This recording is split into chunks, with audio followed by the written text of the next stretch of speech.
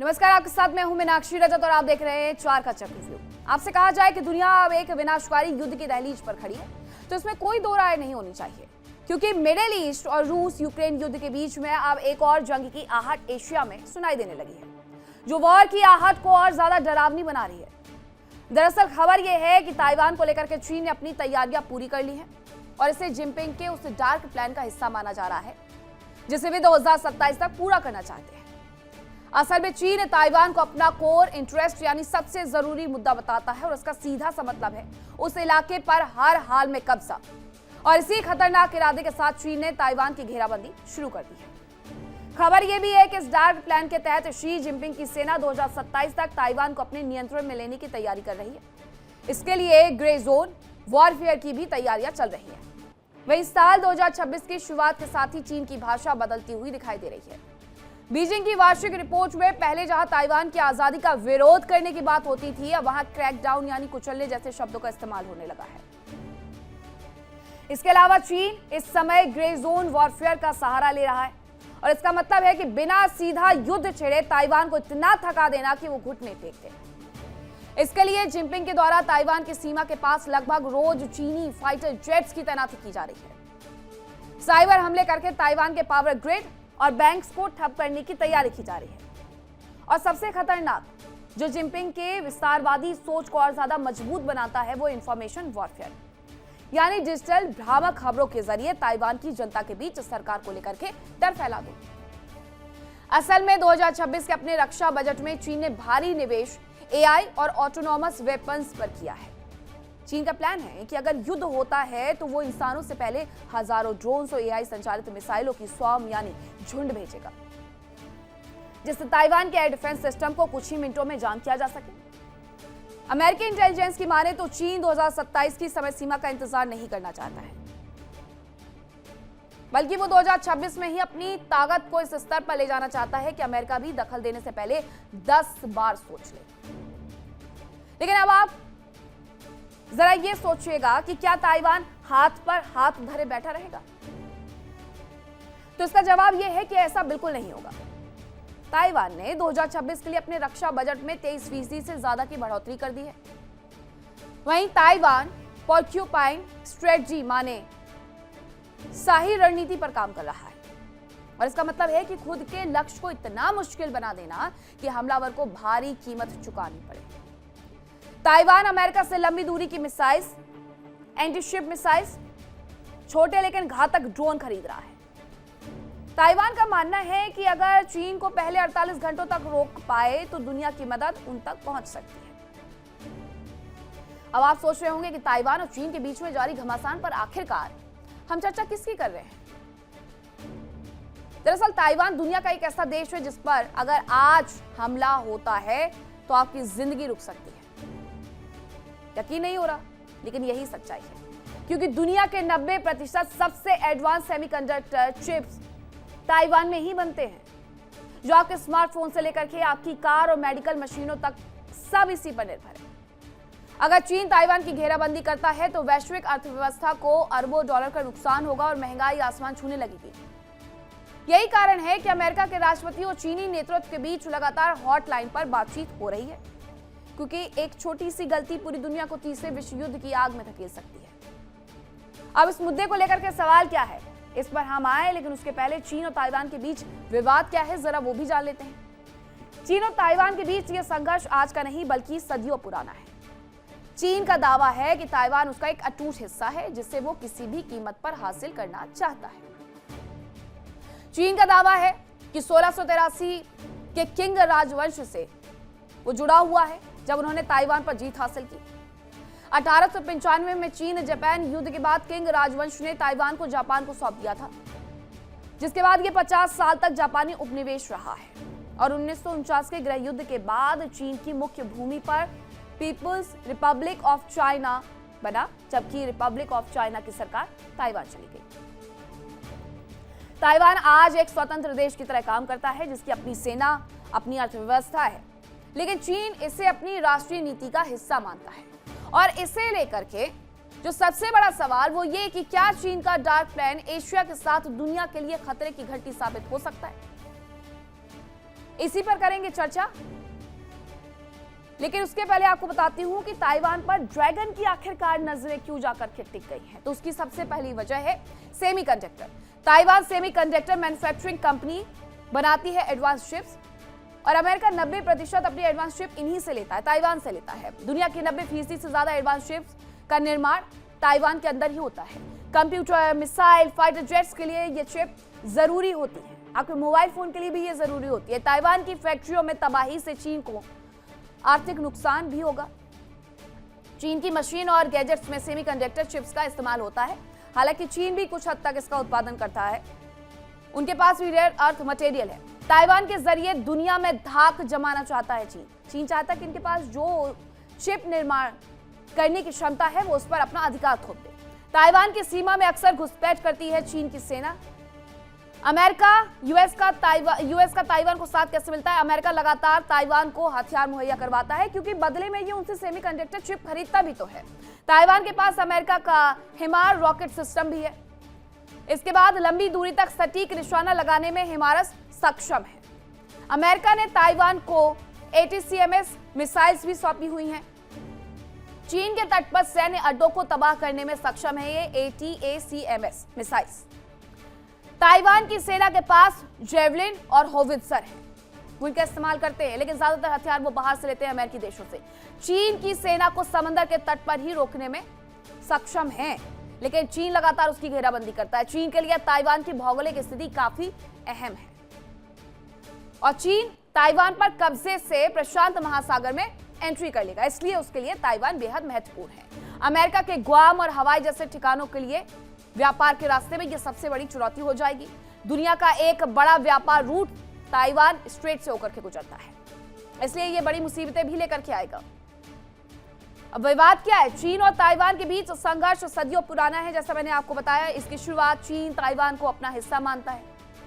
1600 में इसकी शुरुआत हुई थी।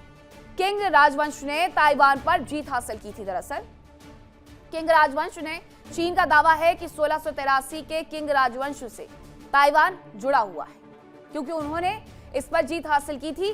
चीन का दावा है कि 1684 में ताइवान चीन में शामिल हो गया था।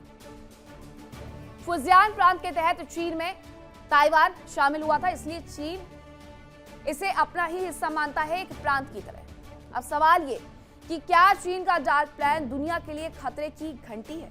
इसी पर करेंगे चर्चा की शुरुआत। कौन कौन से मेहमान मेरे साथ जुड़े हैं आपका परिचय करवाती हूँ। मेरे साथ जुड़ रहे हैं ग्रुप कैप्टन आशीष सहाय, रक्षा विशेषज्ञ, रोहित शर्मा विदेश मामलों के जानकार हैं, मेजर विराट शर्मा रक्षा विशेषज्ञ है, मेजर मोहन कुमार रक्षा विशेषज्ञ है। तो सबसे पहले मैं आप ही से समझना चाहूंगी ग्रुप कैप्टन आशीष सहाय जी कि आखिरकार ये अचानक से तो हुआ नहीं है। एक लंबे वक्त से हम देखते आ रहे हैं कि चीन कभी उनका एयर स्पेस बंद कर देता है ताइवान का, कभी अपने यहाँ से लड़ाकू विमान फाइटर जेट्स भेज देता है, कभी उनके ऊपर कई सारे सैंक्शन लगा देता है। तो क्या है ऐसे में किसी भी दिन इस युद्ध की शुरुआत हो सकती है? हाँ, ये पोटेंशियली एक फ्लैश पॉइंट पे हैं और काफी वक्त से हैं। अब धीरे धीरे करके चाइना, मीनाक्षी, अपनी अथॉरिटी ताइवान के ऊपर रीगेन करने की, रीगेन वर्ड इसलिए यूज कर रहा हूं क्योंकि उन्होंने कभी उसको अलग माना ही नहीं, ना वर्ल्ड की किसी कंट्री के साथ इस बात को डिस्कस किया। वो एसेंशियली उसको अपना इंटीग्रल पार्ट मानते रहे थ्रू आउट।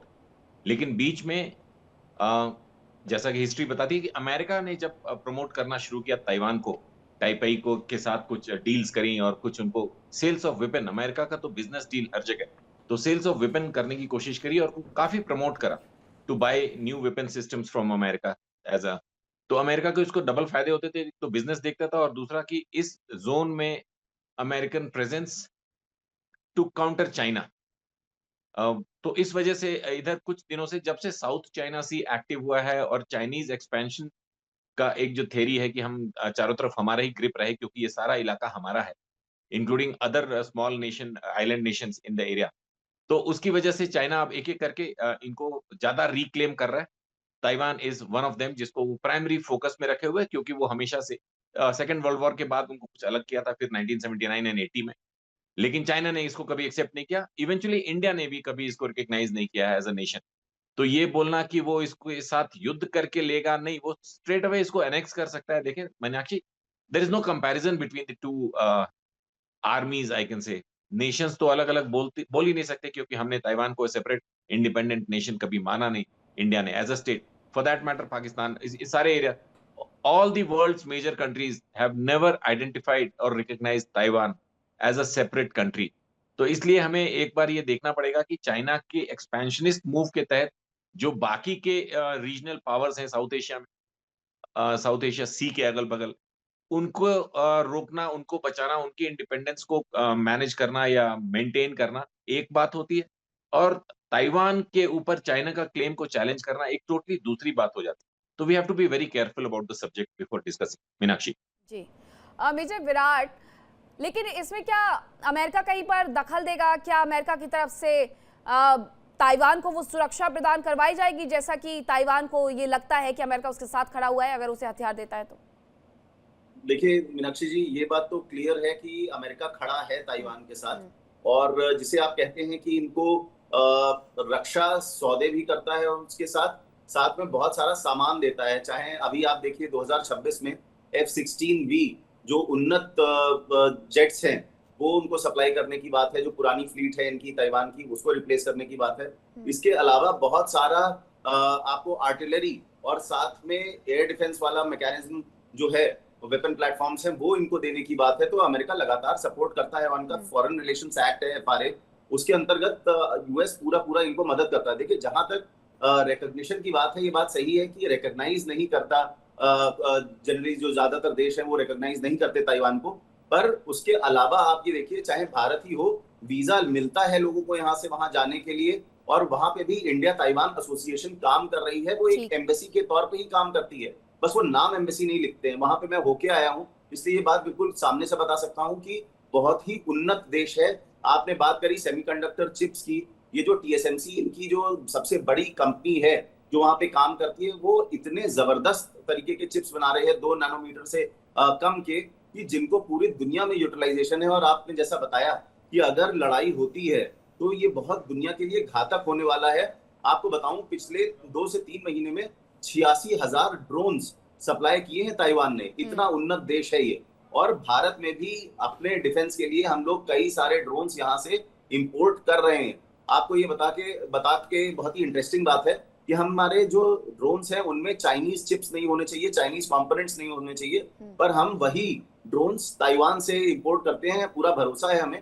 और कहीं ना कहीं देखिए, ये ताइवान की अपनी स्ट्रेंथ को दिखाता है। चाइना बहुत बड़ा देश है, उससे मैच नहीं है। देखिए एक आइलैंड नेशन है, छोटा सा एक टापू है, पर चाइना के सामने ये टिकता है अपनी टेक्नोलॉजी के हिसाब से। कल को अगर हमला करता है तो यूएस पूरी तरीके से इनके साथ खड़ा पाया जाएगा, क्योंकि ये इनके एक्ट में भी है। और आपको एक चीज बताऊं कि लगातार फंडिंग करता है, डायरेक्ट ड्रॉडाउन पावर्स हैं यूनाइटेड स्टेट्स प्रेसिडेंट की, जो इनको लगातार डायरेक्ट पैसा एड में दे सकता है। वहां का प्रेसिडेंट जो यूएस प्रेसिडेंट है वो डायरेक्टली दे सकते हैं। तो कहीं ना कहीं ये सारी चीजें ताइवान को सशक्त बनाती हैं, वरना तो कब का चीन खा गया होता ताइवान को। जी मीनाक्षी जी। जी बिल्कुल, ऐसा तो आपने बिल्कुल सही कहा है। लेकिन रोहित जी, ये बार बार चीन की तरफ से जो दावा किया जाता है कि ये हमारा हिस्सा है, हमारा हिस्सा है, चीन तो दावा करता है, ताइवान इसे मानने से बार बार इनकार करता है। ये क्लैशेस की वजह क्या है? मैडम, इसके लिए आपको हिस्ट्री में जाना पड़ेगा। जी। 1945 यूएन बना, और यूएन जब बना उस समय इसके 4 परमानेंट मेंबर्स थे। साथ में इन्होंने चाइना को एक परमानेंट मेंबर बनाया उसी समय। अब वो चाइना कौन सा था? वो चाइना था ताइवान। जो लिखा हुआ है वो लिखा था, उस समय लिखा था China with its capital eight Taipei. तो ये ताइवान के पास वो राइट्स थे यूएन सिक्योरिटी काउंसिल के। सारी वर्ल्ड इसी चाइना को, इसी ताइवान को चाइना मानती थी और इसी से ऑफिशियल रिलेशंस रखती थी, इसी के की एम्बेसी खुलती थी चारों ओर। अब जब ये दूसरा वाला चाइना, यानी कि mainland China with its capital eight Beijing, जब ये पावरफुल हुआ और सोवियत यूनियन और इंडिया ने इसका सपोर्ट किया कि इसको परमानेंट मेंबरशिप, इसको मेंबरशिप देनी चाहिए यूएन की, तब तक ये मेंबर नहीं था। वन चाइना पॉलिसी थी उस समय कि एक चाइना है जिसकी कैपिटल ताइपे में है और दूसरा चाइना रिकॉग्नाइज ही कोई नहीं करता था, क्योंकि वो कम्युनिस्ट कंट्री नहीं, वो कम्युनिस्ट कंट्री था और कैपिटलिस्ट वर्ल्ड की ज्यादा चलती थी उस समय। तो जब इसको मेंबरशिप के लिए, हालांकि हमारी 62 में चाइना से वॉर हुई थी, लेकिन 70s 60s एंड 70s में हम लोगों ने इस चाइना को सपोर्ट किया था विद इट्स कैपिटल बीजिंग वाले की। हमने सपोर्ट किया कि इसको मेंबरशिप मिलनी चाहिए। चाइना ने एक क्लॉज रखा कि अगर मैं बनूंगा तो वन चाइना पॉलिसी बरकरार रहेगी, कैपिटल ताइवान से ताइपे से उठ के बीजिंग चली जाएगी। उस समय पीकिंग बोलते थे इसको।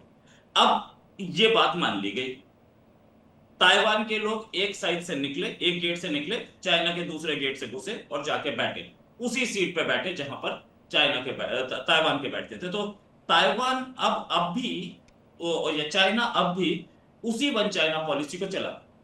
जिस कंट्री में चाइना की एम्बेसी खुलती है, ताइवान की बंद करा दी जाती है। लास्ट जो ऐसा कंट्री था वो था साउथ अफ्रीका।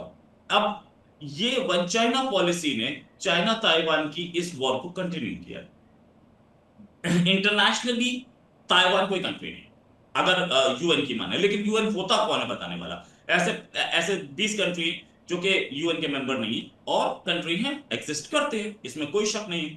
हम देखते हैं कि बहुत सारे ऐसे कंट्रीज भी हैं जो कि शायद यूएन के मेंबर ना हो लेकिन डब्ल्यूटीओ के मेंबर। यूएन की एक बॉडी है, वर्ल्ड ट्रेड ऑर्गेनाइजेशन, डब्ल्यूएचओ के मेंबर हैं, उनमें से ताइवान है। तो ताइवान को अनऑफिशियली यूनाइटेड नेशंस वो भी करता है, रिकॉग्नाइज भी करता है। इंडिया भी ऐसा ही कंट्री है क्योंकि हम वन चाइना पॉलिसी के सिग्नेटरी है, चाइना की एम्बेसी है यहाँ पर इंडिया में, ताइवान की नहीं है। लेकिन हम लोगों के जो रिटायर्ड फॉरेन सर्विसेज के लोग हैं वो ताइवान में इंडिया ताइवान फोरम के नाम पे बैठे होते हैं और वीजा वगैरह मिल जाते हैं, हम लोग चले जाते हैं वहां पे, उनके डेलीगेशंस यहाँ आ जाते हैं, मीटिंग कर लेते हैं। ये सारी बातें सही है। यहाँ this is the main conflict between the to countries. जहां तक बात ये कि ये चाइना जाके क्या ताइवान पर हमला कर सकता है, हम लोगों ने जो देखा है पिछले तकरीबन 30 साल से धमकी हर बार मिलती है। यहां तक कि एक बार तो धमकी ये मिली कि चाइना को ओलंपिक गेम्स नहीं दिए गए तो हम ताइवान को टेक ओवर कर लेंगे, लेकिन ऐसा नहीं। वो हांगकांग का अर्ली टेक ओवर की भी धमकी दी गई थी ओलंपिक गेम्स के लिए, लेकिन ऐसा नहीं हुआ। अच्छा, चाइना में एक मिनिस्ट्री है, मिनिस्ट्री फॉर ताइवान अफेयर्स, और ताइवान में एक मिनिस्ट्री है, मिनिस्ट्री फॉर मेनलैंड अफेयर्स।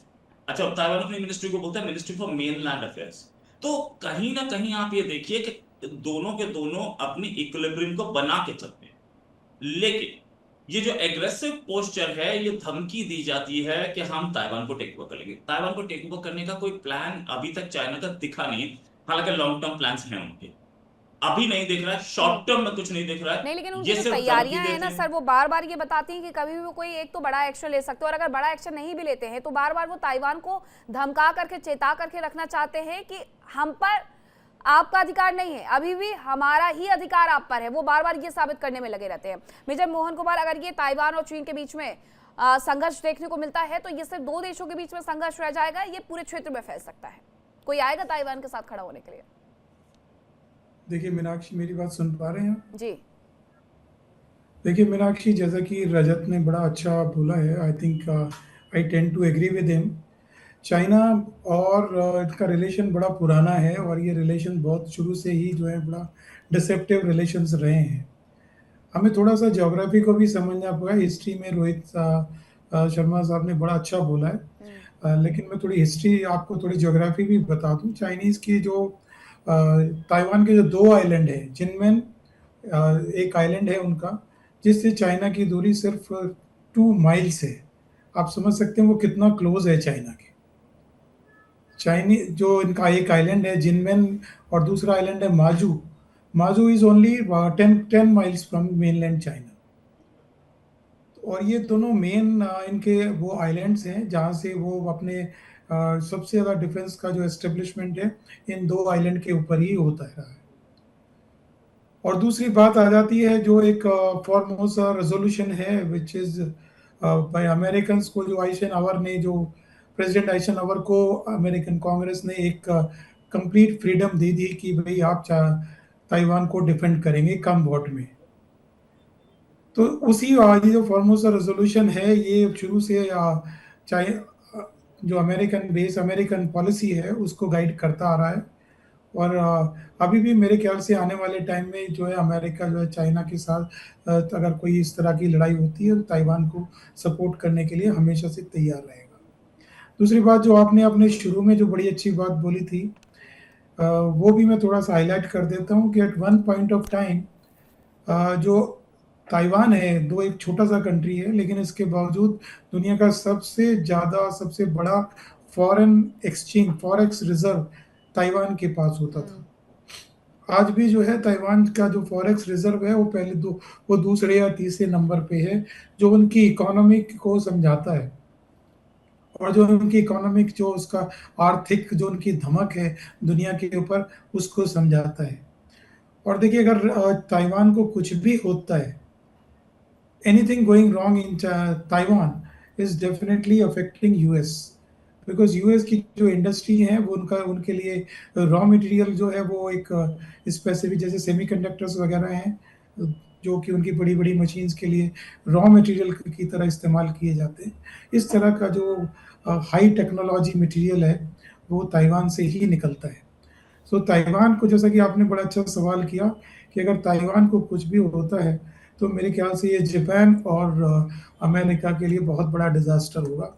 और नेचुरली कंट्रीज लाइक इंडिया और बाकी जो वर्ल्ड की कंट्रीज है, उनके लिए भी ये एक बहुत बड़ा जो है चुनौती होगी, उनको अपनी इंडस्ट्रीज को सस्टेन करने के लिए या अपने प्रोडक्शन बेस को सस्टेन करने के लिए। जितना इम्पोर्टेंट ईरान का जो है क्रूड है, या मिड अपनी गल्फ कंट्रीज का क्रूड है, उतना ही इम्पोर्टेंट जो है ताइवान की टेक्नोलॉजी है। तो कोई भी किसी भी हालत में जो है, मुझे नहीं लगता कि चाइना कोशिश करे भी कि अमेरिका इसको कभी ताइवान को नहीं छोड़ने वाला है। ठीक है ग्रुप कैप्टन, ये ताइवान की अगर हम सैन्य शक्ति की बात करते हैं तो ये चाइना के आगे कितनी टिकाऊ है? ताइवान एक लंबे वक्त से खुद को तैयार तो कर रहा है, लेकिन चाइना के आगे टिक पाना तो थोड़ा मुश्किल होगा उसके लिए भी। हाँ, इसमें एक्चुअली जैसा कि मैंने अपने स्टार्टिंग में बोला था कि मिलिटरीली इनका कोई कंपैरिजन हो ही नहीं सकता। 2 लाख और समथिंग इनके पास आर्मी है, और वो चाइना के पास 26 मिलियन, मतलब कोई बराबरी नहीं कर सकते आप इनके साजो सामान की। हालांकि अमेरिका ने इनको एडवांस इक्विपमेंट्स दिए हुए हैं, ऑफेंसिव भी हैं और डिफेंसिव भी हैं, but militarily Taiwan can not be compared to China, number 1। तो इनका सारा, मुझे लगता है कि if we can draw some parallels to understand actually हो क्या रहा है, तो आज से कुछ वर्षों पहले जैसे हांगकांग को कॉलोनी ऑफ यूके से हटा के धीरे धीरे इन अ स्लो प्रोसेस, चाइना का एक्सपेंशनिस्ट मूव बहुत ग्रेजुअल और बहुत मेथोडिकल होता है। तो उसको फिर लीज पे और फिर फाइनली, मतलब आफ्टर सम टाइम एक डेट लाइन देके कि वो टोटली चाइना गवर्नड होगा, लेकिन China will not interfere with the infra development technology. कुछ फील्ड्स ऐसे उन्होंने फ्री छोड़े थे, क्योंकि चाइना में जो एब्सोल्यूट कम्युनिज्म है, जहां एवरीथिंग इज गवर्नमेंट कंट्रोल्ड और कैपिटलिज्म का सी भी नहीं हो सकता वहां पे, वहां उनको भी फ्यूचर में कुछ ऐसी जगहें चाहिए जहां पे कैपिटलिज्म, जहां पे ग्रोथ पोटेंशियल ज्यादा हो और हाईटेक हो, और भले ही उसके बदले में उनको कुछ इंफ्रा या उनकी जो बेसिक पॉलिसीज ऑफ कम्युनिज्म की हैं regarding labour laws and all, उसको अनदेखा करना पड़े। तो हांगकांग में एग्जैक्टली यही हुआ। ताइवान का केस थोड़ा अलग है historically and politically, but eventually we will be heading towards that कि ये वन चाइना सब मानते हैं, इंडिया मानता है one China, America one China मानता है, इसी वजह से वहां एम्बेसीज नहीं खोली गई। ठीक है, इंटरैक्टिव होता है, लेकिन चाइना को ये मालूम है कि Taiwan is a very advanced and a very economically strong country, मतलब ए डोमेन आप बोले, प्रोविंस बोले, जो भी एक इलाका है। तो इसको एनेक्स करने से चाइना की इकोनॉमी को जो भी थ्रस्ट मिल सकता है towards capitalistic growth patterns, not communist growth patterns, ये एक थोड़ा टेक्निकल है, लेकिन उनको ये मालूम है कि जैसे हांगकांग को हमने रखा है, उस तरह से अगर हम ताइवान को भी रखेंगे तो without infringing with the basic philosophy of communism जो कि मेनलैंड चाइना में है, वो इस तरह के कैपिटलिस्टिक ग्रोथ एरियाज को भी अपने अंडर में लेना चाहेंगे। और इसी वजह से उनका एक सॉफ्ट तरीका है एनेक्स करने का। किस फॉर्म में करेंगे, मिलिटरी अंदर घुस जाएंगे, मुझे नहीं लगता है कि जैसे हम TAR के लिए चाइना को बोलते हैं कि you stay away Tibetan autonomous region, उसी तरह चाइना की भी एक टैसिट अंडरस्टैंडिंग दिल्ली के साथ है कि हम ताइवान को ऐसे रिकॉग्नाइज नहीं करेंगे।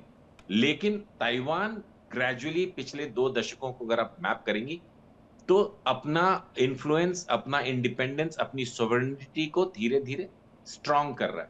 नहीं तो कोई कारण नहीं था कि उनको अपना फ्लैग डिजाइन करना या अपना डॉलर डिजाइन करना और चाइना को ये इंडिकेट करना कि हम रिकग्नाइज नेशन नहीं है, लेकिन एक रिकग्नाइज नेशन के पास जो भी सिग्नेचर्स होते हैं वो उसको धीरे धीरे ताइवान ने ग्रो किया है और दुनिया को उससे काम पड़ता है। बहुत ही फॉरवर्ड, बहुत ही एफ्लुएंट सोसाइटी है, जीडीपी बहुत हाई है, डेवलप्ड नेशन माना जाता है और कॉस्ट ऑफ लिविंग या फॉर दैट मैटर जितने भी इंडेक्सेस हैं जिसपे आप एक कंट्री के ग्रोथ को मॉनिटर करते हैं उस पे ताइवान इज प्रेटी स्ट्रांग। तो मिलिटरीली उसको कंपेयर करना Meenakshi will not be okay because कोई बराबरी नहीं है। अब कयास लगाने के लिए कुछ भी है कि अमेरिका आ जाएगा तो वो लड़ सकते हैं, कुछ डिले कर सकते हैं, but there will be not asymmetric war between Taiwan and China. जी बिल्कुल, चाइना से वैसे भी अमेरिका वो उलझने के लिए थोड़ी ना ताइवान का साथ देगा, ऐसा हो सकता है सर? अमेरिका को सेमीकंडक्टर के मामले में चिप्स की अगर हम बात करते हैं 90% बिल्कुल अमेरिका भी वहां से लेकर के जाता है, 90% तो वही लेकर के जाता है, लेकिन इसके साथ साथ वो चीन पर भी इसके लिए निर्भर है। अमेरिका और चाइना पिछले 30 वर्षों से तकरीबन 3 दशकों से सेमीकंडक्टर्स और उनसे रिलेटेड जो अर्थ एलिमेंट्स चाहिए वो दुनिया में जहां जहां पा रहे हैं, चाहे वो ताइवान हो, चाइना का सदर्न साइड या पाकिस्तान बलूचिस्तान रीजन, इन हर जगहों पे इन दोनों कंट्रीज ने गवर्नमेंट्स को बिफूल करके या मैनेज करके या कॉम्प्रोमाइज करके वो अर्थ एलिमेंट्स निकालना, इनको पता है फ्यूचर इज सेमीकंडक्टर्स।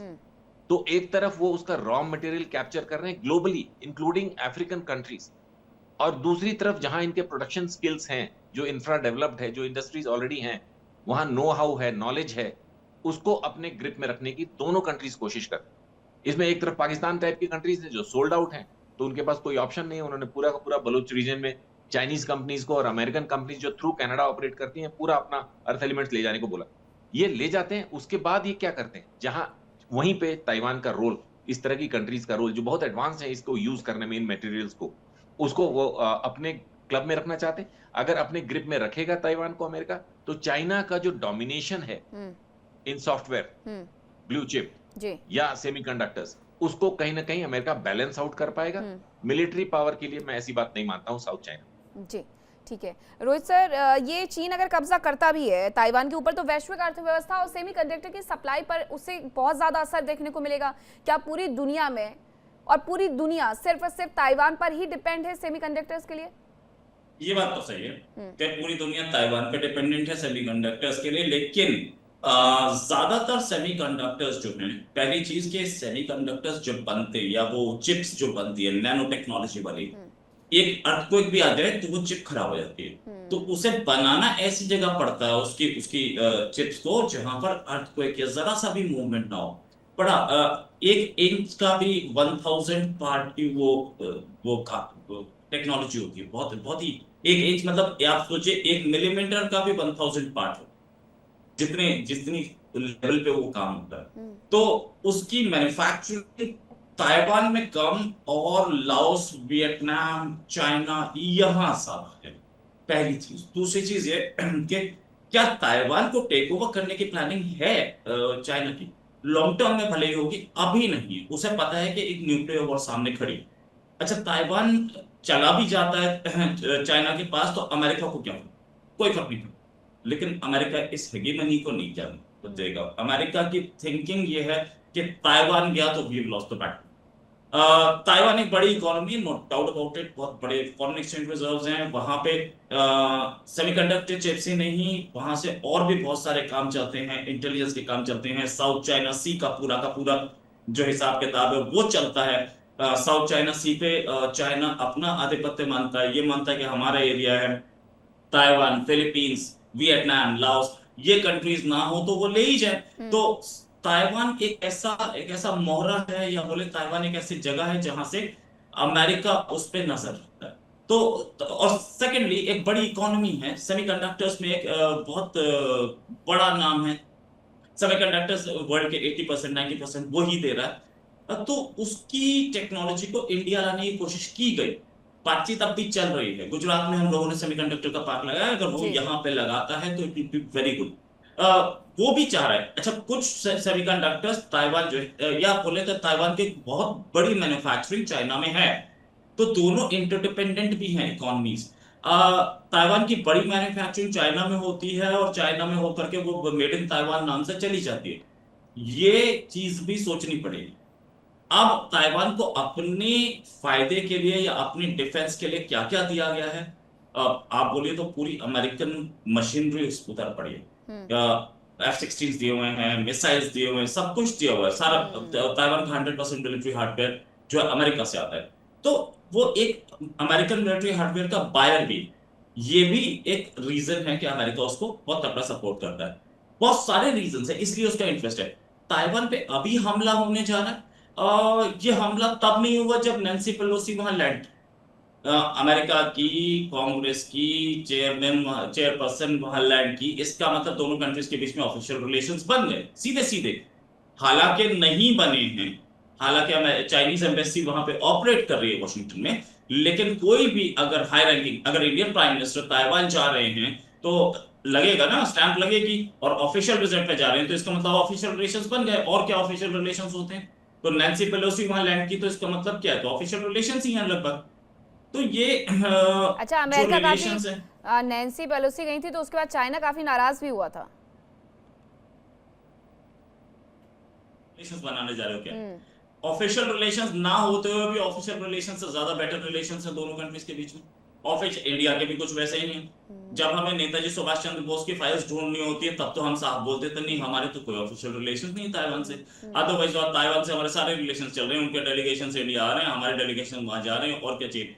हमारी farmer state minister external affairs वहां ऑनलाइन जुड़ी थी जब ताइवान के प्रेसिडेंट ने ओथ लिया था। तो और उनको बाद में, वो समय एमपी थी, बाद में उनको एक्सटर्नल अफेयर्स स्टेट में एक्सटर्नल अफेयर्स बनाया गया था, नाम था मीनाक्षी जी, मीनाक्षी लेखी। तो अगर हम ऐसे बिहेव कर रहे हैं तो हमारे रिलेशंस ही है ना। ये चीज हम इसलिए भी यूज करते हैं कि चाइना को एंटेगनाइज किया जाए। चाइना अगर बार बार हमारे अरुणाचल को स्टेपल्ड वीजा देगा तो हम ताइवान के फंक्शंस में जाएंगे। तो ये जो ताइवान का है, ये कहीं ना कहीं नब्ज दबाने की भी बात है। लेकिन चाइना कई बार ऐसी हरकतें करता है, क्यों? इसलिए करता है कि वो कहीं ना कहीं अमेरिका पर प्रेशर डालना चाहता है, और अमेरिका पर प्रेशर डालने के चक्कर में वो, अभी ईरान का मामला चल रहा है तो वो ताइवान के चारों ओर अपने शिप्स घुमाएगा। ताइवान के ऊपर से ऑन एन एवरेज महीने में 3-4 बार ताइवान के ऊपर से चाइनीज प्लेन निकल जाते हैं। उधर उधर जापान के ऊपर से भी निकालने की कोशिश करता है, रशिया भी और चाइना भी। तो ये सारी चीजें चलती रहेंगी, लेकिन अटैक अभी होने वाला है या कोई किसी भी तरीके का कब्जा होने वाला है आइलैंड पे, उसके चांसेस बहुत कम हैं अभी। आगे आएंगे 50 साल बाद भी डोंट नो, 20 साल बाद भी डोंट नो, अभी नहीं है। हाँ, प्रेशर बना रहेगा उस एरिया में, क्योंकि साउथ चाइना सी रीजन में हमने देखा है कि चाइना ने आर्टिफिशियल आइलैंड्स बनाए हैं, और आर्टिफिशियल आइलैंड से अब वो ऑपरेट करने लगा है। क्यों बनाए हैं आर्टिफिशियल आइलैंड्स? ताकि वो उस पूरे एरिया पे अपना कब्जा हो जाता है। वहां पर जो बताया जा रहा है, वहां पर गैस है, वहां पे दूसरे मिनरल्स हैं। ये उन एरियाज पे अपना कमांड बना करके और वहां के गैस को और मिनरल्स को एक्सप्लॉइट करना चाहता है। देन सेकेंडली, जैसे ही आप स्ट्रेट्स ऑफ मलाक्का क्रॉस करते हैं, आप साउथ चाइना सी में घुसते हैं। तो अगर स्ट्रेट्स ऑफ मलाक्का में इंडिया का दबदबा बनाया जा रहा है, और बनाया जा रहा है, मैं इसलिए बोल रहा हूँ कि इंडियन नेवी वहां पे पेट्रोलिंग कर रही है।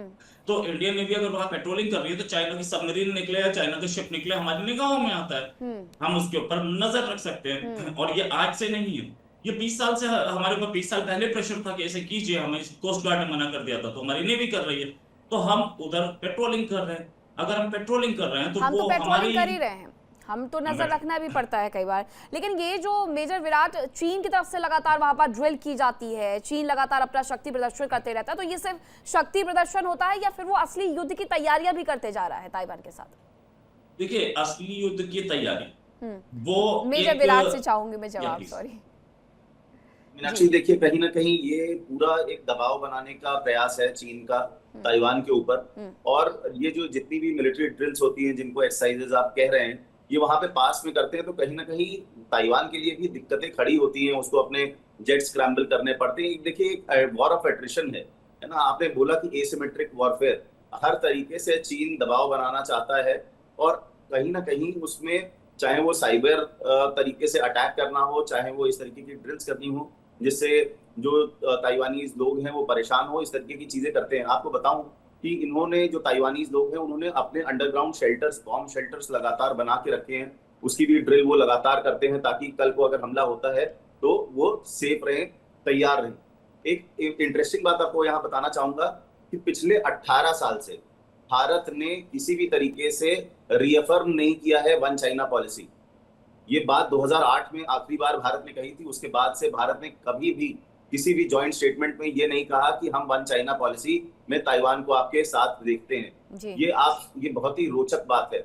और ये ना कहना, पिछले साल भी इनके जो फॉरेन मिनिस्टर हैं वांग यी, वो आए थे और उन्होंने ये बात कही थी कि भाई आप हमको वन चाइना पॉलिसी पे आप एक बार फिर से जॉइंट स्टेटमेंट दीजिए। भारत ने नहीं दिया। भारत ने कहा हमारी जो पुरानी पॉलिसी है हम उसी को बोलते हैं, कुछ भी क्लियरली स्टेट नहीं किया। तो ये अपने आप में कहीं ना कहीं हमारी पोजीशन को दर्शाता है कि हम इसको लेवरेज बना के हम काम करना चाहते हैं, आगे बढ़ना चाहते हैं। दूसरी चीज, जो ताइवानी यूथ है वो माफ कीजिएगा, जो ताइवानी यूथ है वो चाइना के साथ अपने आप को नहीं देखता है। जो पुराने चाइनीज जो ब्रेकअवे जो लोग थे, जो पहुंचे थे ताइवान, वहां पे उन्होंने ये सब पूरा देश सेटअप किया, वो लोग आज भी अपने आप को चीन से जुड़ाव महसूस करते हैं। जो यूथ है वो अपनी ताइवानीज आइडेंटिटी को देखता है, वो उसको मेंटेन करना चाहता है, वो चाइना के साथ नहीं जाना चाहता।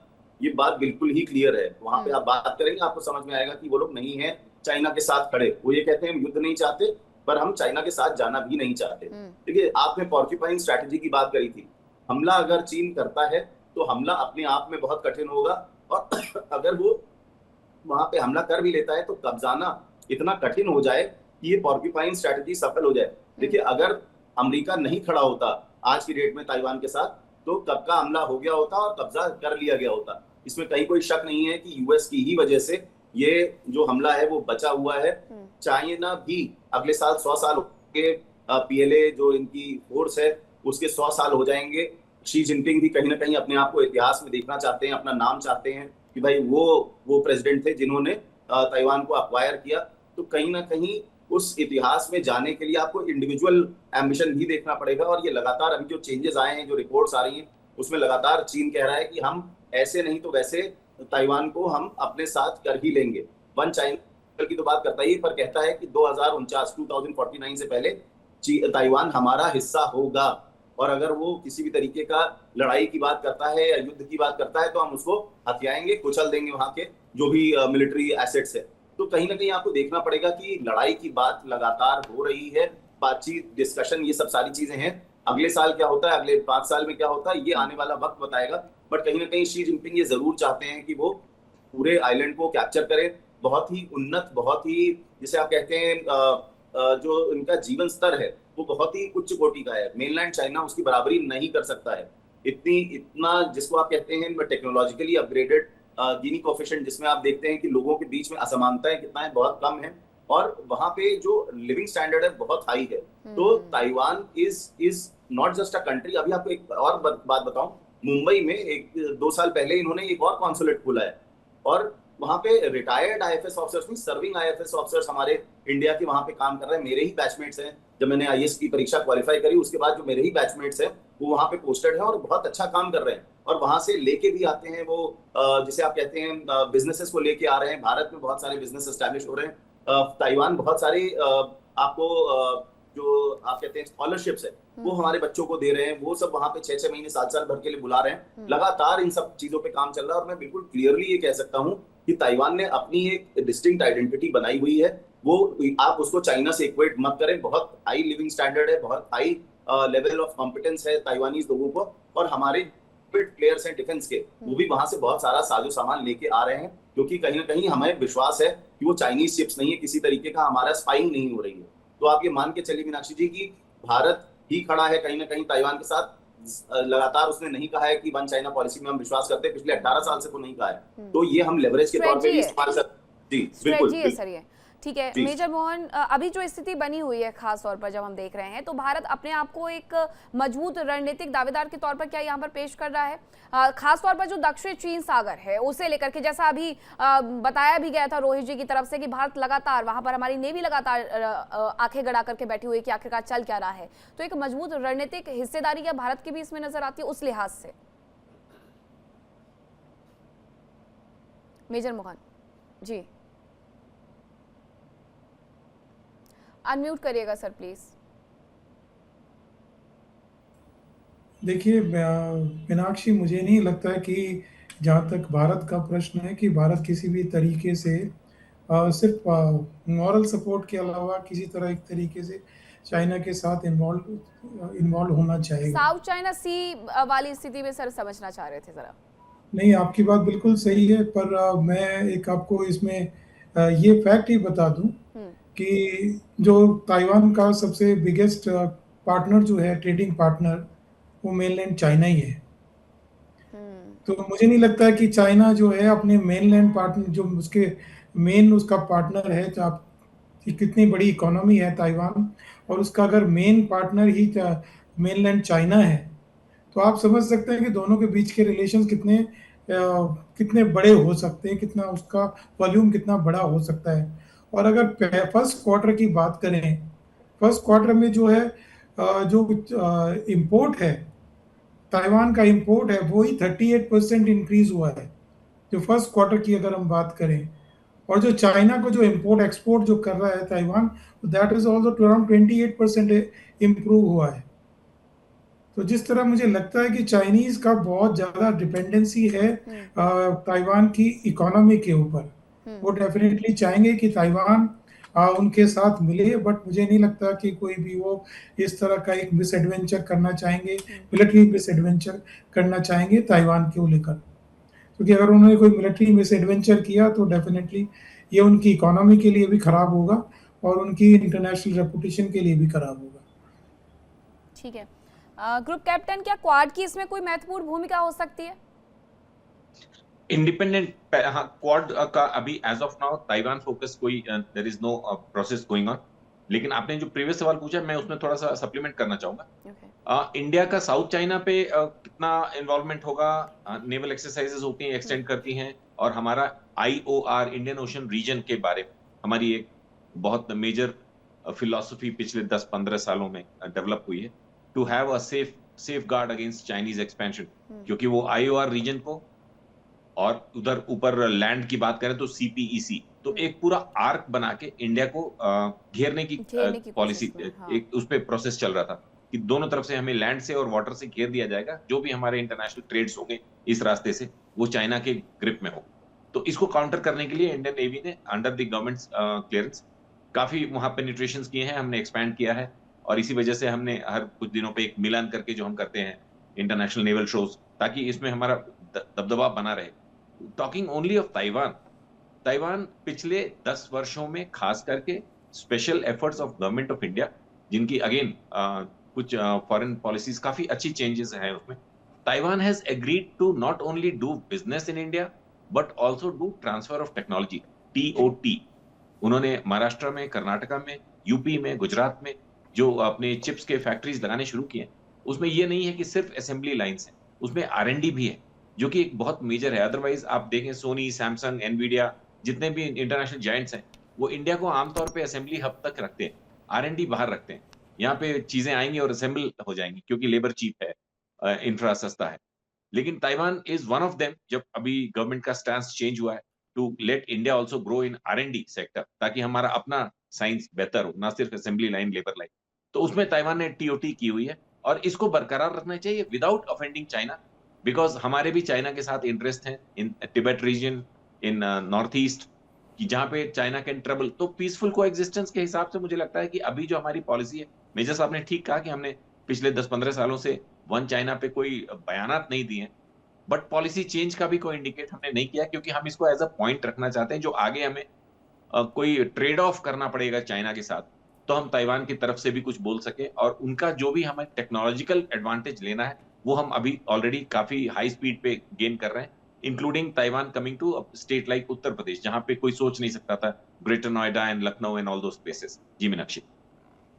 सर, अभी हम क्योंकि बहुत ज़्यादा हॉर्मुज स्ट्रेट को लेकर के चर्चा करते हैं, हॉर्मुज में ब्लॉकेड लगा दिया गया है, तो अगर ऐसी वाली स्थिति रोहित जी वहां पर बनती है कि आपने ताइवान स्ट्रेट को ब्लॉकेड लगा दिया है चाइना ने, तो उसको वो सीधे सीधे झुका सकता है, और उससे व्यापार को कितना ज़्यादा नुकसान हो जाएगा? वो होने जा रहा है, क्योंकि हम लोग पहले से ही एक तो उसमें बैठे हैं स्ट्रेट्स ऑफ मलाक्का में, और स्ट्रेट्स ऑफ मलाक्का के आगे अगर साउथ चाइना सी है तो वहां पे कई और कंट्रीज है। हमारे रिलेशंस जो साउथ चाइना सी से अगर बात करें तो आप हमारी एक्सरसाइजेस हो रही हैं वियतनाम से, मलेशिया से, फिलीपीन से, ये तो हमारी एक्सरसाइजेस हैं। दूसरे जो अभी प्राइम मिनिस्टर ब्रूनोई गए थे, ब्रूनोई जाके क्या करना था, पहले प्राइम मिनिस्टर मोदी थे जो कि पापुआ न्यू गिनी गए थे, वहां जाके हमारा क्या था, तो हम उस एरिया में अपने आप को एक्सरसाइज कर रहे हैं, हम वहां पर अपनी प्रेजेंस दिखा रहे हैं। ओएनजीसी साउथ चाइना सी में ड्रिलिंग कर रही है उसके लिए, तेल के लिए, वियतनाम के साथ मिलकर। तो उस एरिया में हमारी प्रेजेंस बढ़ रही है, इसमें कोई शक नहीं। और वो अगर ब्लॉकेट लगाने की कोशिश करेगा, इनफ ऑफ थिंग्स, एक अमेरिकन एयरक्राफ्ट कैरियर उस एरिया में हमेशा घूमता रहता है, और कई बार इंसिडेंट्स भी हुए उस एयरक्राफ्ट कैरियर के साथ। एक बार चाइनीज शिप एकदम करीब से निकला, चाइनीज फास्ट अटैक बोट्स करीब से निकलते हैं, धमकी देने की कोशिश करते हैं, वहां नहीं हो पाएगा। जब एक बहुत स्ट्रॉन्ग स्टैंड ऑफ हुआ भी था, तो इंडिया ने एक ऑब्जर्वेशन वहां भेजा, हमारे शिप्स वहां जाते हैं, डॉकिंग करते हैं, हमारे शिप्स की प्रेजेंस है वहां पे। बल्कि इन कंट्रीज को हमने अभी ब्रह्मोस बेची है, इन्हीं कंट्रीज को। वियतनाम को हमने बेची है, फिलीपींस से हमारी बातचीत चल रही देने की, वियतनाम को अभी 5,000 करोड़ के ऑर्डर की और बातें आज ही की खबर है। तो इन सारे कंट्रीज को हम इक्विपमेंट बेच रहे हैं, इन सारे कंट्रीज के साथ हम बातचीत कर रहे हैं, इन सारे कंट्रीज का एक्सरसाइज कर रहे हैं। तो ब्लॉकेट लगाना इतना आसान नहीं होगा। ब्लॉकेट लगाना बड़े एरिया में पॉसिबल भी नहीं होता है, बट इतना आसान इस एरिया में नहीं, क्योंकि इतने सारे कंट्रीज आसपास है। अगर ब्लॉकेट लगा तो फिलीपींस कैसे जाओगे, वियतनाम कैसे जाओगे, और ये बाकी कंट्रीज हम कैसे जाएंगे, या दूसरे कंट्रीज कैसे अप्रोच करेंगे? तो एक इंटरनेशनल वॉर सामने खड़ी है। तो ब्लॉकेट तो नहीं लग पाएगा। हाँ, ये जरूर है कि वो ये कोशिश करेगा कि मेरा एरिया है, इसके रिसोर्सेज मैं यूज कर लूं, बाकी अपने शिप नेविगेशन करते रहो। अभी तो उसी पे बहुत तगड़ा कंटेंशन, अभी तो उसी पे बहुत। और जब सोचिए कि इंडिया का वहां क्या लेना देना, इंडिया तो इस साइड है, इंडिया भी वहां प्रेजेंट है। तो ये क्वाड जो है किस लिए है? क्वाड बेसिकली स्टार्टिंग में तो सुनामी वार्निंग्स के लिए था ये तो, और आज भी सब बोलते हैं क्वाड के लोग कि ये स्ट्रेटेजिक फोरम नहीं है। फिर भी नेवल एक्सरसाइजेस हो रही हैं, एयरफोर्स एक्सरसाइजेस हो रही हैं, आर्मी एक्सरसाइजेस हो रही हैं, तो ये कर क्या रही है? क्वाड अगर आप देखें तो अमेरिका है, जापान है, ऑस्ट्रेलिया है और इंडिया है। कहीं ज्योग्राफी बताती है कि ये एंटी चाइना फोरम है, और एंटी चाइना फोरम है तो ये साउथ चाइना सी में अपने आप को एक्टिवेट करेगा ही करेगा। इसकी क्वाड की एक्सरसाइज गुआम के पड़ोस में हुई है, क्वाड की एक्सरसाइज साउथ चाइना सी में हुई है। तो ये सब के सब मिल करके कहीं चाइना को उस एरिया में कर्टेल कर रहे हैं और करेंगे। चाइना अपनी गुंडागर्दी तो वहां नहीं दिखा पाएगा। हाँ, ये जरूर है कि दिक्कतें पैदा करता रहेगा। अगर वो ताइवान में ही फंसा रहे तो उसकी नजर साउथ चाइना सी की ओर नहीं पड़ेगी, उसकी नजर बाकी जगह नहीं पड़ेगी। वो जितने एरियाज पे अभी हाल में वियतनाम से भी उसकी हुआ था, लाओस से भी हुई थी उसकी बहुत ज्यादा बॉर्डर पे स्किमिशेस, तो बॉर्डर स्किमिशेस उसकी होती रहे। इंडिया से भी हुई थी, तो इंडिया ने तो उसको जो जवाब दिया था वो उसको बैकआउट करना पड़ा। तो ये चीजें होती रहेंगी, और चाइना कहीं ना कहीं एडवांस करने की कोशिश तो करेगा, लेकिन इंटरनेशनल फोरम्स ऐसे हैं और इंटरनेशनल प्रेशर ऐसा है, और इंटरनेशनल जैसे बोलते हैं कि इंटरनेशनल अलायंसेस ऐसे हैं या प्रेजेंस ऐसी है वहां चाइना सी में कि वो कुछ कर नहीं पाएगा। अभी तो इट सीम्स इम्पॉसिबल। और ताइवान के लिए तो क्योंकि ताइवान सेमीकंडक्टर का हब है, जब तक वहां से सेमीकंडक्टर के टेक्नोलॉजी कहीं और नहीं जाती, या लाओस, वियतनाम, इंडिया, यहाँ पे सेमीकंडक्टर्स बनने शुरू नहीं हो जाते, एक मेजर चंक यहाँ नहीं आ जाता, भले ही ताइवान ओनर रहे, लेकिन यहाँ नहीं आ जाता, तब तक तो उसको कोई हिलने नहीं देगा, क्योंकि पूरी वर्ल्ड कोलैप्स कर सकती है। और चाइना जो है वो सबके ऊपर डोमिनेट कर सकता है अगर पूरी सेमीकंडक्टर टेक्नोलॉजी उसके हाथ में पहुंच गई तो। दूसरी चीज ये ताइवान जो है उसकी इंपॉर्टेंस इसलिए भी है कि ताइवान एग्जैक्ट उस लोकेशन पर पड़ता है जहां से ये मेजर शिपिंग रूट्स निकल रहे हैं, मतलब साउथ चाइना सी और ताइवान के बीच में जो, मतलब सॉरी, चाइना और ताइवान के बीच में जो रूट्स हैं, तो वहां से हम उस पर भी नजर रख सकते हैं। So Quad is doing that job wonderfully. Okay, ये मेजर विराट, क्या ग्रे वॉर जोन वाली स्थिति है जहां पर बिना किसी युद्ध के ही धीरे धीरे दबाव बना करके ताइवान को झुका लिया जाए? लेकिन ये चीन बहुत लंबे वक्त से कर रहा है, आज से तो कर नहीं रहा है, ये कर तो पाया नहीं है, लेकिन अभी भी क्या उसी स्ट्रेटजी पर वो टिका हुआ है? जी मीनाक्षी जी, बिल्कुल आपने ठीक कहा, ये ग्रे जोन वॉरफेयर ही है। और ग्रे जोन वॉरफेयर के अंतर्गत कई सारी स्ट्रैटेजीज आती हैं, जिसमें चाहे वो साइबर हो, चाहे वो आपके कंप्यूटर से रिलेटेड हमले हो, या आपकी जो एक्सरसाइजेस आपने कहा कि वहां पास में इन्होंने मिसाइल दागी, वहीं पे उनके स्ट्रेट के आसपास गिराई, तो इस तरीके की जो चीजें चल रही हैं इनकी, आप देखिए मैरिटाइम मिलिशिया है जो ना कि PLA नेवी भी नहीं है, वो इनकी मिलिशिया है, वो साधारण नाविक बन के जाते हैं और इनके जो ताइवानी बोट्स होती हैं उनको हिट करते हैं, जाके परेशान करते हैं इनके ऊपर। कई इनका चाइनीज पेट्रोल बोट्स है वो जाके पानी डाल देती हैं, उनको टकराती हैं, तो बहुत तरीके के दिक्कतें क्रिएट करती है चाइना ताइवान के लिए। और ये ग्रे जोन वॉरफेयर ही है, लगातार कर रहे हैं, पूरा युद्ध नहीं है पर युद्ध से कम भी नहीं है, एक थ्रेशोल्ड होता है उसको क्रॉस नहीं कर रहे हैं और ये लगातार परेशान कर रहे हैं। देखिए भारत के लिए भी हमको ये समझना होगा कि बहुत जरूरी है ताइवान, बार बार सेमीकंडक्टर्स की बात हो रही है, एक छोटा सा डेटा देता हूं आपको कि हमने लगभग 15 बिलियन चिप्स इंपोर्ट करी थी, सेमीकंडक्टर चिप्स इंपोर्ट करी थी, और ये 3-4 साल पुराना डेटा मैं दे रहा हूँ, 15 बिलियन चिप्स एक साल के भीतर, और वो भी 2 लाख करोड़ रुपए के आसपास का हमारा इंपोर्ट था। तो अगर ऐसी स्थिति में हमला होता है ताइवान के ऊपर, तो कहीं ना कहीं हमारे जो ये इंपोर्ट्स हैं ये कहीं ना कहीं हिट होते हैं, और भारत इन सुपरफाइन जो सेमीकंडक्टर्स हैं इनको नहीं बना रहा है, ये जो अति उन्नत चिप्स हैं इनको नहीं बना रहा है, तो हमारी जो हार्डवेयर इंडस्ट्री है वो भी हिट होगी, और जो हमारी सॉफ्टवेयर इंडस्ट्री है जिसका भारत बहुत एक लीडर माना जाता है वो भी कहीं ना कहीं हिट होगी। हमें ये देखना पड़ेगा, जब तक हमारा गुजरात वाली जो मैन्युफैक्चरिंग है टाटा के साथ, पावर चिप्स इनकी जो कंपनी है ताइवान की, उसका जो MOU हुआ है उसमें जो ये फैक्ट्री बना रहे हैं वो भी $11 बिलियन की, जब तक वहां से प्रोडक्शन स्टार्ट नहीं होता हम एक बहुत ही मुश्किल वक्त में आ सकते हैं। अगर हमला होता है तो हमें कहीं ना कहीं सपोर्ट भी करना होगा। सिर्फ बात जैसा कि सर ने अभी बोला था, सिर्फ बात मॉरल सपोर्ट की नहीं है, कहीं ना कहीं हमें उनके साथ खड़ा दिखना भी पड़ेगा, और हमने उनको अलाउ किया है मुंबई में अपने कॉन्सुलेट खोलने के लिए। हमारे लगातार जो बिजनेस डील्स हैं वो बढ़ती जा रही हैं ताइवान के साथ, सिर्फ नाम में हमने उनको देश रिकॉग्नाइज नहीं किया है क्योंकि हम चाइना के साथ अपने संबंध खराब नहीं करना चाहते, पर हमने कहीं ना कहीं ये चाइना को इंगित कर दिया है कि हम उसकी जो वन चाइना पॉलिसी जो हमने 2008 में जिस भी कारण से हमने मान लिया था वो हम लगातार रिपीट करके नहीं उनके साथ खड़े हैं। हम कहीं ना कहीं ये लेवरेज के तौर पे इस्तेमाल कर रहे हैं, उनको लगातार ये दिखा रहे हैं कि हम चीन के साथ खड़े नहीं हैं। जी मेजर मोहन, क्या ये दोनों देश सीधे टकराव वाली स्थिति में आएंगे या फिर ये ग्रे जोन वॉरफेयर ही खेलते रहेंगे? सीधे टकराव हो सकता है दोनों देशों के बीच में?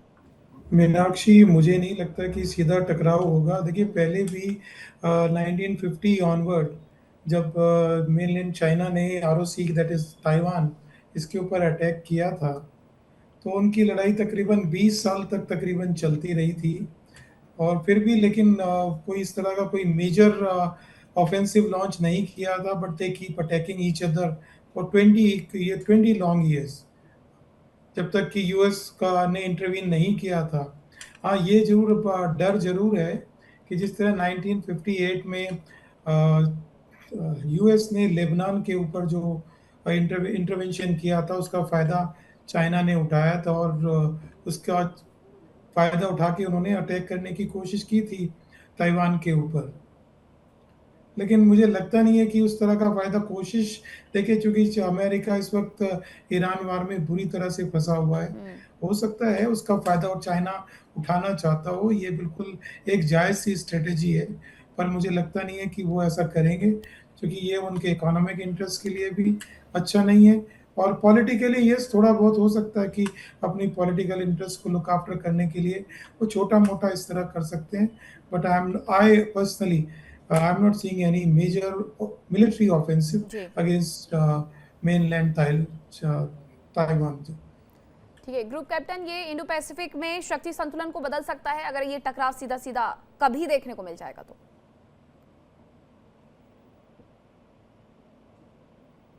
अनम्यूट करिएगा। मेरी पर्सनल एनालिसिस ये है मीनाक्षी कि China will desperately try to annex Taiwan.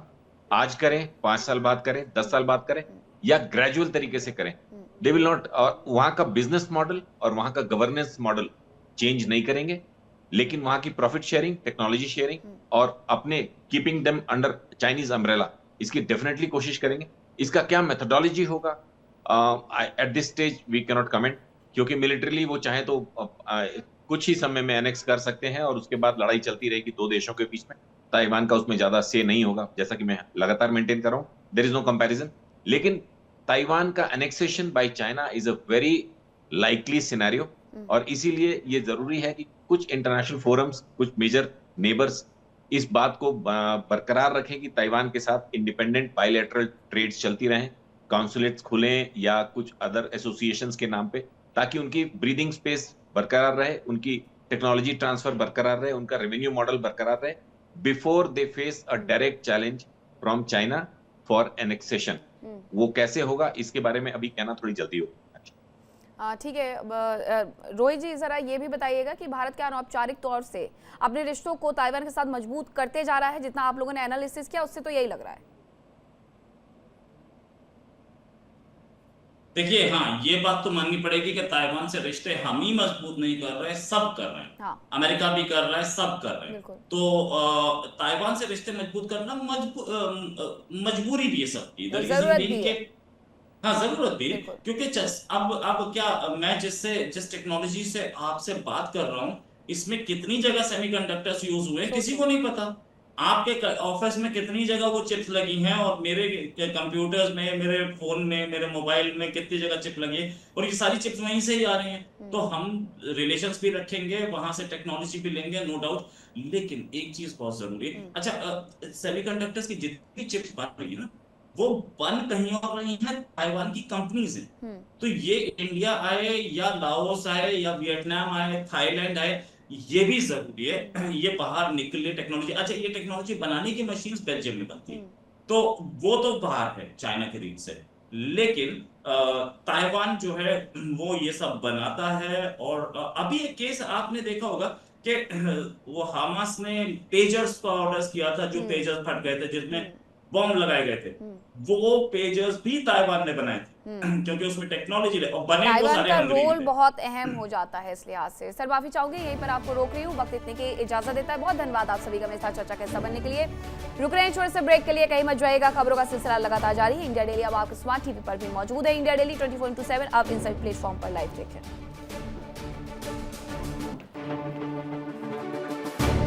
देखिए इंडिया डेली 24/7 अब आपकी स्मार्ट टीवी पर। इंडिया डेली मौजूद है सभी डिजिटल प्लेटफॉर्म पर लाइव और लगातार। इंडिया डेली 24/7 हर दिन राष्ट्र को समर्पित।